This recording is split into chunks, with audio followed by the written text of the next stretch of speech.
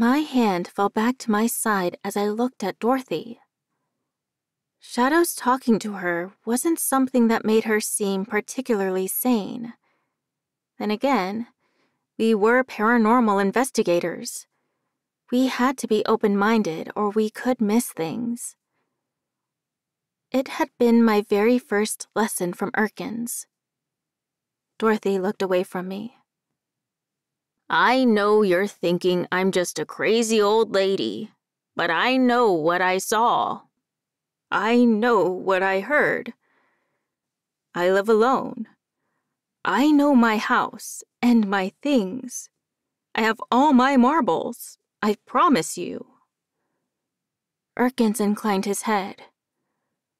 May we examine the rest of your collection to be sure you haven't picked up something dangerous? Dorothy made a tut-tut noise. Come now, Tiberius. I'm not silly enough to believe the legends associated with these things. I buy them because they're lovely or because they simply appeal to me, she said, confirming what I thought her reason must be. I was confused by that kind of reaction from a woman with such a vast collection of things that really did hold power according to the amber.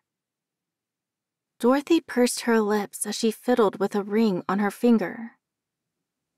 I looked more closely at her ring, and my jaw almost hit the floor.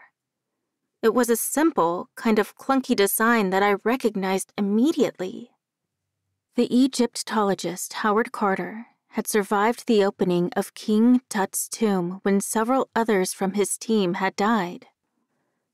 According to legend, it was because he'd been wearing the Atlantis ring. The same ring Dorothy seemed to be wearing. If it truly was that ring, she would be protected from most forms of magic. I couldn't believe she was wearing that kind of artifact like it was any ordinary ring. Then again, if she didn't believe in its power, to her, it would only be one of her pretty things. Erkins folded his arms and tipped his chin back. If you don't believe in myths, then why did you come to me with this? He demanded, his jaw clenched hard. Dorothy shook her head. No, no, no. I believe in ghosts. I've heard and seen far too much in my 93 years not to believe. I just don't believe in the stories about gods and curses and objects containing power. Those are stories for children. I glanced at Erkins and smirked. He and I had both seen curses, demons, fae, people with power, other worlds, a demigod, etc.